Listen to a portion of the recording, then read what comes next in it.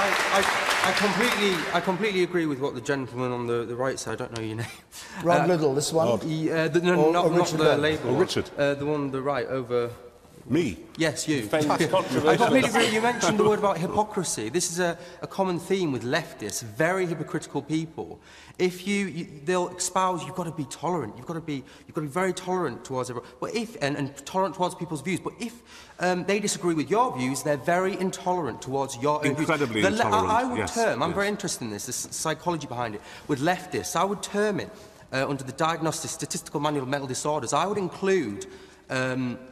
Socialist delusional disorder. I would put it in the Diagnostic Manual of Mental Disorders. David. Because the hypocrisy is unbelievable. All right. From a lot of people. Can I respond on that? From the left side. All right, socialist disillusionment. Socialist delusional disorder. Go on. With respect, it does rather sound like a caricature of the Stalinist Soviet Union, where people with the wrong political beliefs are being carted away and you've diagnosed as being politically or medically suspect. So I do take objection to that. Yeah, well, you will, because you're Labour, aren't you? OK, Stephen Stephen Wood.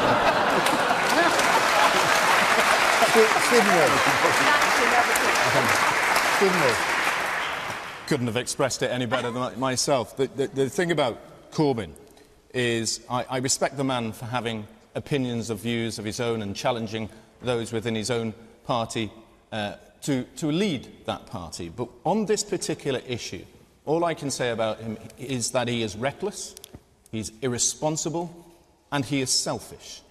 He's selfish for a man to say that I am relaxed about the numbers of migrants in this country, and I'm not concerned about the numbers whatsoever.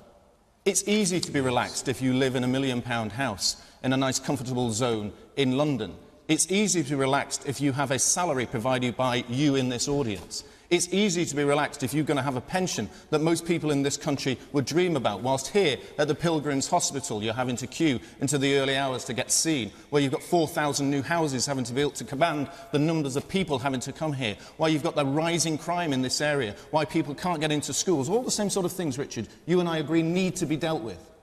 And you cannot deal with immigration in this country to create an ethical, fair migration policy without a visa system that controls the numbers of people coming into this country, because you will never know what services you have. Okay. You will never know. You will never know how much money you are needed to provide for those services, and you will never know how much the migration fund that you require if you can't get a grip of that first. But without immigration, you can't maintain our NHS either. Now, that is where you come into a very dignified point, and I accept that. Everybody in this audience, including our party, and if you read my policy, have made it clear migration into this country is necessary and important.